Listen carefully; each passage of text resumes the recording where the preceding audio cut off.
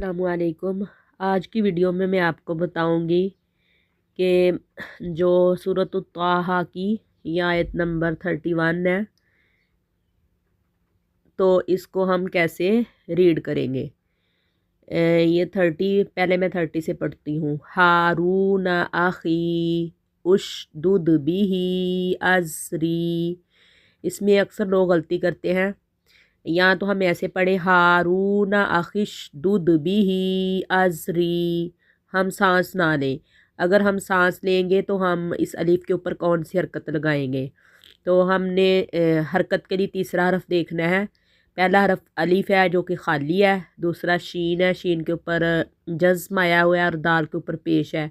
तो हमने इस अलीफ के ऊपर पेश लगाना है। पेश लगाएंगे तो हम ऐसे पढ़ेंगे उशदुद बिही अजरी हारून आखी।